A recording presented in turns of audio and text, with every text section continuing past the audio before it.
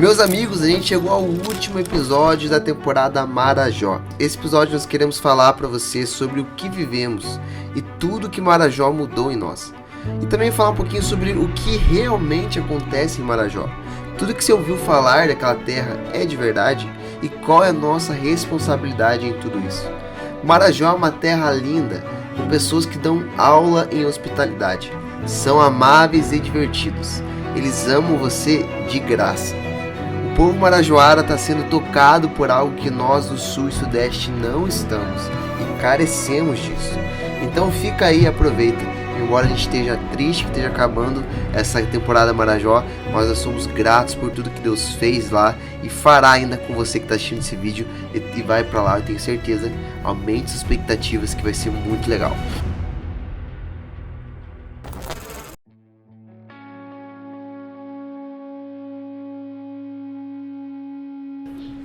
Nós não fomos muito adentro da ilha do Marajó, estivemos apenas na cidade de Breves. É um lugar lindo com rios e florestas exóticas. Enquanto na parte inferior do Brasil era inverno, lá eles estavam no ápice do verão, o que para nós pode significar algumas coisas.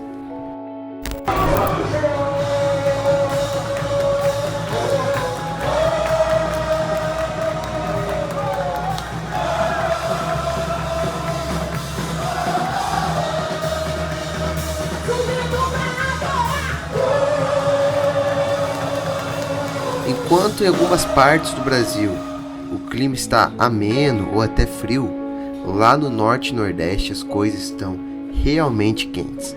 E eu não estou falando sobre o clima aqui, mas para falar sobre isso, ninguém melhor do que o Michel.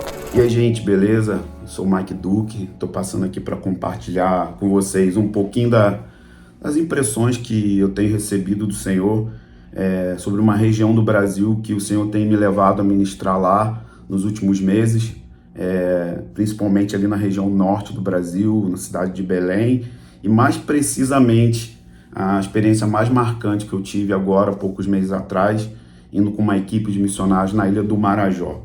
E uma das coisas que ficou muito forte para mim ali nesses dias era uma escola de missões com mais ou menos 70 alunos, a maioria desses alunos da própria ilha do Marajó, né, que são várias ilhazinhas ao redor ali, e a maioria daquele lugar naquela escola de missões. Então nós estávamos ministrando a palavra de Deus e de repente a glória do Senhor caiu naquele lugar. O Espírito Santo começou a batizar aquelas crianças, batizar elas no Espírito Santo, algumas tendo experiências também de conversão, uma forte fome, um forte anseio do Senhor, um forte anseio pela presença de Deus. E fazia algum tempo que eu não via isso acontecer da forma que estava acontecendo ali. Eu tenho participado nos últimos anos de muitas experiências, de visitações do Senhor, da presença do Senhor, sobretudo ali nos anos 2000, final dos anos 90. E me parece que houve uma lacuna no Brasil de uma geração que nasceu e que não viu esse mover de Deus, mas aí a geração de 30 anos, até de 35 anos, que não viram esse mover de Deus no Brasil. Então ficou uma espécie de gap, né, aí, um espaço de tempo onde uma geração surgiu sem ter visto Deus se mover dessa forma que a gente começou a ver ali no norte do Brasil. Então para mim foi muito poderoso ver aquelas experiências acontecendo, mas o Senhor falou muito no meu coração que, conversando com alguns líderes da região, conversando com alguns pastores da região, e a frase que ficou ecoando no nosso coração é: o norte do Brasil tem muita fome, mas pouco pão. O sul e o sudeste do Brasil tem muito pão, mas pouca fome. O que a gente quer dizer com isso? Que o sudeste do Brasil, o sul, o sudeste, são regiões muito abastadas de informação, de conhecimento, de literatura. Por exemplo, uma literatura chegar no Marajó, o frete é absurdo. Conferências, ensinos, cursos, prosperidade financeira, coisas que não estão acontecendo nessas regiões do Brasil. Ou seja, aqui nós somos abastados de muita informação, do pão da palavra, mas às vezes a gente fica tão acostumado de ter essas coisas que a nossa fome vai esvaindo. E nessas regiões é mais difícil chegar às coisas que a gente tem muito costume de ter aqui sempre. Então é uma região que tem tido muita fome do Senhor. E eu tenho sentido muito forte no meu coração de alguma forma, ser alguém que divulga aquilo que está acontecendo no norte do Brasil, em termos de fome e sede do Senhor, de ver milagres, de ver pessoas sendo salvas nas regiões ribeirinhas, de ver curas acontecendo fora de reuniões da igreja. Eu creio que essa é uma região do Brasil que o Senhor está sinalizando e que a gente vai ver muita coisa de Deus ainda acontecer, porque são regiões que talvez a gente nem dá nada por elas, mas existe um forte clamor subindo da Ilha do Marajó, existe um clamor por justiça, uma região muito marcada ali por abusos, por muita violência, extrema pobreza. Há um clamor subindo dessa região do Brasil e nós queremos que o Senhor vai fazer algo muito poderoso na Ilha do Marajó, na região norte e nordeste do Brasil também. Nós estamos ansiosos por aquilo que vai fazer. Uma palavra que fica forte na minha mente e que a gente precisa refletir aqui no sul e no sudeste, que às vezes, por exemplo, podemos parecer com a igreja de Sardes, né? Termos a aparência de que estamos vivos, porém estamos mortos. Eu creio que é um tempo da igreja no sul e no sudeste se arrepender, chorar, clamar por uma visitação do Senhor, por um derramado poder do Senhor, para que a gente se levante em vida para poder servir essas outras regiões do Brasil que eu creio que o Senhor está sinalizando. Então essa é a minha contribuição a respeito disso e eu espero que você seja edificado, seja despertado com essa mensagem aí, em nome de Jesus. Meus amigos, estou parando o vídeo aqui para falar uma coisa muito importante acerca desse canal, acerca da nossa missão. Então, como você já deve saber, se você acompanha meu canal aí, se você é gente boa e já tá ligado em tudo, você já deve saber então que a nossa família é uma família missionária em tempo integral aqui no Rio de Janeiro. Nós somos paranaenses, mas a gente se mudou pro Rio fazem 3 anos que a gente está aqui e a gente faz parte do time de missionários da Casa de Oração Incessante, que é uma sala de oração compromissada com o movimento de oração dia e noite. Então a gente faz turnos de oração diariamente, mas a gente também é uma casa onde a gente está situado na maior zona de prostituição do Rio de Janeiro, que é a Vila Mimosa. Então a gente também está compromissado e totalmente engajado em pregar o evangelho nesses lugares, alcançar as famílias que moram aqui. Então a nossa missão hoje ela é resumida em turnos de oração e pregação do evangelho, através de vários projetos de evangelismo que a gente tem para alcançar as crianças, para alcançar as famílias e para alcançar as meninas em situação de prostituição. Além de tudo isso, a gente também faz vídeos aqui no canal, então você deve estar acompanhando a gente aí. Se você não acompanha ainda, gente, acompanha, tem muito vídeo legal aí e fazem 6 meses que a gente está aqui com a intenção de servir você com bom conteúdo, servir você com ensinos e servir também inspirando vários jovens a pregar o evangelho na vida ordinária. Nosso intuito é mostrar uma família simples que ama a Deus no dia a dia comum. Mas o foco da gente se mudar para o Rio foi para ser missionário em tempo integral, mas também porque a gente conheceu a linda igreja chamada Comunidade Extrema Devoção, responsável por essa base Casa de Oração Incessante. Então hoje a gente está há 3 anos também congregando nessa comunidade.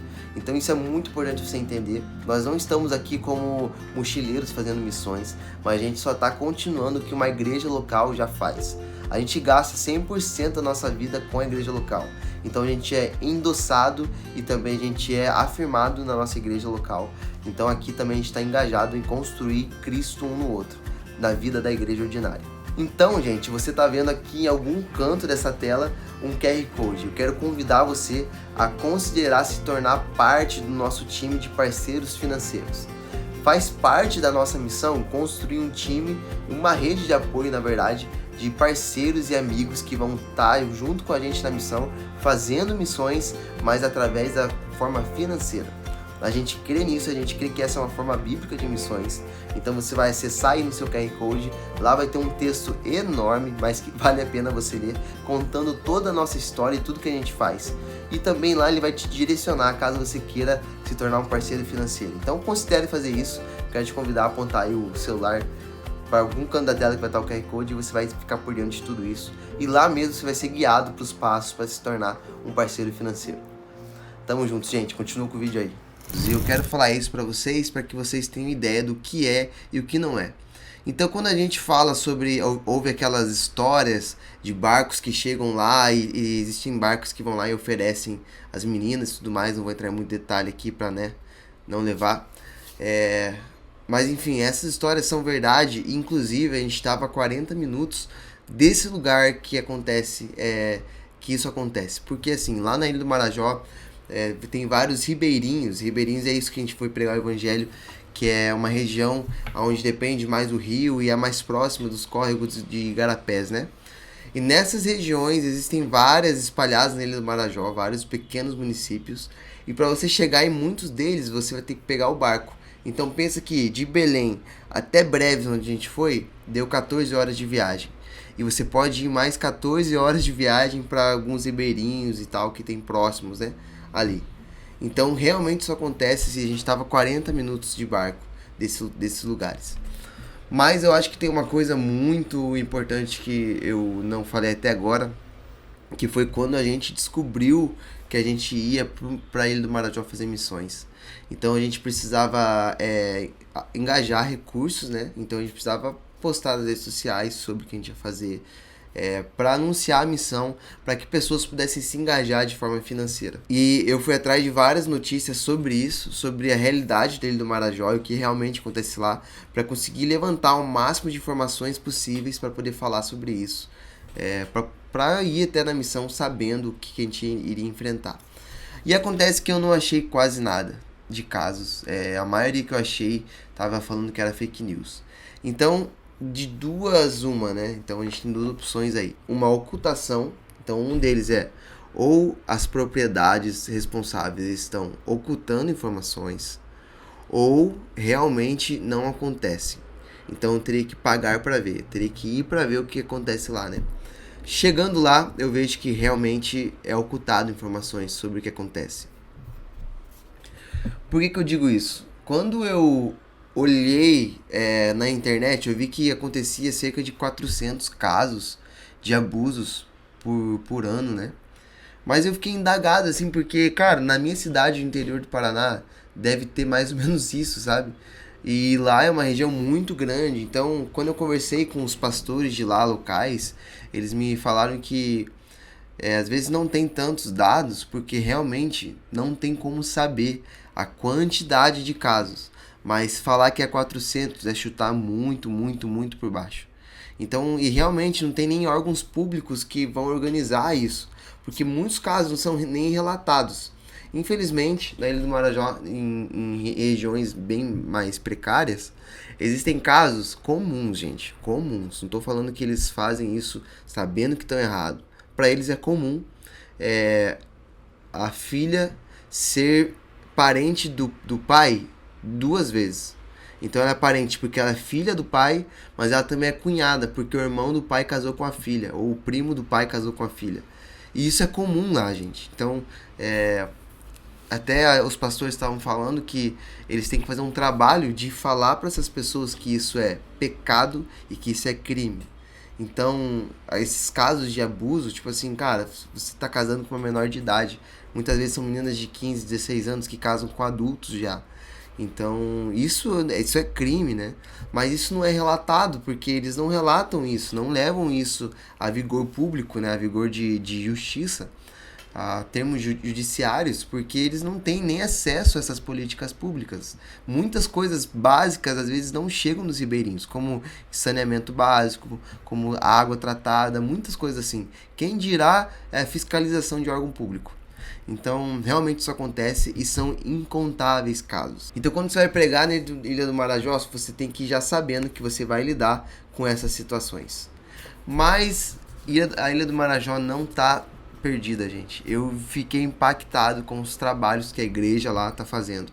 A gente não teve muito contato com outras organizações, mas a gente nem ficou sabendo de organizações. Eu sei que existem algumas organizações que falam que estão lá, e eu não duvido disso, mas a gente não ouviu falar de nenhuma delas, e quando a gente perguntou, ninguém conhecia, ninguém ouvia falar sobre elas. Mas tem uma só que eu sei que tá lá, e que eu vi, e que é testemunhada principalmente pelos moradores locais, que não são nem convertidos, mas conhecem, que é a Paixão por Almas, que é a igreja que recebeu a gente, que tem inúmeros projetos. Então algo que está acontecendo lá que é lindo de ver, é que Deus está usando os próprios marajoaras para pregarem para os marajoaras. Então são pessoas de lá convertidas que estão à frente de projetos. A gente conheceu a nossa amiga que está à frente do Hope, a Alice. Ela é uma jovem convertida, ela deve ter 19 anos, 20 anos, e ela prega o evangelho dentro do lixão, e ela tá à frente desse projeto. Ela é alguém redimida que saiu de lugares assim e tá levando o evangelho. Então a gente vê como que Deus está fazendo lá, o que Ele está agindo lá. A gente fica muito feliz de ver a igreja buscando e também a igreja crescendo lá com os próprios marajoaras. Então existe sim um movimento de pessoas que estão se mudando para Marajó para pregar o evangelho, mas existe um movimento muito grande dos próprios marajoaras indo para dentro da ilha do Marajó para pregar o evangelho. E isso é muito lindo. Vocês viram toda essa série Marajó, vocês viram tudo que aconteceu lá, vocês viram algumas pregações, algumas curas, e eu fico muito feliz de poder ter mostrado para vocês tudo isso, mas eu queria agradecer todo mundo que se engajou financeiramente. Não teria como fazer missões sem que a igreja se envolvesse financeiramente para isso. E a gente quer agradecer todo mundo que se envolveu. Foram dias incríveis e vocês puderam ter acesso a isso. Eu acho que ainda gravei muito pouco referente a tudo que a gente viveu lá nesses dias. Eu tentei gravar o máximo que eu pude, porque enquanto eu não estava gravando, ou eu estava falando de Jesus para alguém, estava orando por alguém, mas eu fiquei feliz com o que a gente conseguiu mostrar. Logo eu pretendo voltar lá e gravar mais, mas aí quero voltar lá com mais equipamentos, com mais pessoas para fazer isso também. E eu fico muito feliz de poder estar trazendo para vocês aqui. Então me fala aí nos comentários. Então me fala aí nos comentários o que você achou dessa série de Marajó, qual episódio mais te marcou, o que mais te marcou nos episódios também. Comenta aqui embaixo que eu quero ouvir você. Muito obrigado por ter assistido mais um vídeo do nosso canal. Já entra aqui, se inscreve no canal, manda pros seus amigos. E gente, essa é uma série que vai ficar aqui pra sempre, então você sempre vai poder acessar ela ali na playlist que eu separei só pra isso. E tamo junto, obrigado por ter assistido até aqui. Aproveita, dá uma olhada no canal, tem ensino, tem vlog em missão, tem vlog da vida ordinária. Tudo que a gente quer é mostrar pra você uma vida simples, amando Jesus. Tamo junto, um beijo. A candeia não apagará.